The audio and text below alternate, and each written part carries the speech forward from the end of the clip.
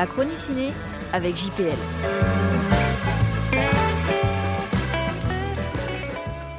Cassandre, conte noir.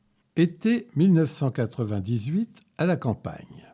Cassandre a 14 ans. Dans le petit manoir familial, ses parents et son frère aîné remarquent que son corps a changé. Heureusement, elle est passionnée de cheval et intègre pour les vacances un petit centre équestre où elle se fait adopter comme un animal étrange. Elle y découvre une autre normalité qu'il extrait petit à petit d'un corps familial qui l'engloutit. Hélène Martin s'inspire de son vécu pour son premier long métrage centré sur une famille malsaine et une jeune adolescente qui essaie de s'en défaire. 103 minutes qui aborde un sujet grave, mais sans en avoir l'air, au point que l'ensemble paraît un peu confus. Dommage.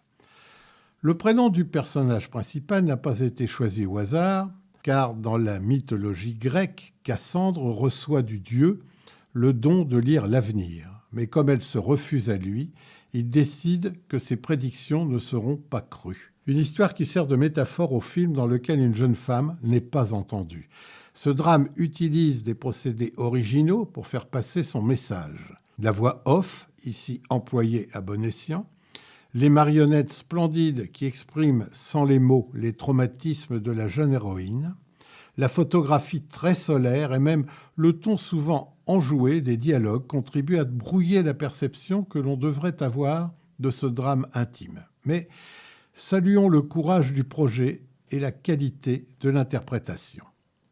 3 jeunes acteurs et actrices crèvent l'écran. D'abord Billy Blin, dans le rôle titre, écrasant, qu'elle assume avec une belle présence. Elle est fort bien entourée par Florian Lecieur et Laïka Blanc-Francard.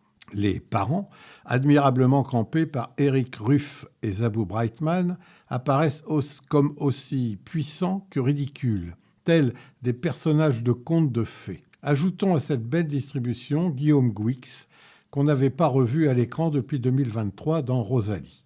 Bref, un beau film dont la réalisatrice semble avoir un peu reculé devant l'importance d'un sujet qui l'a traumatisé personnellement.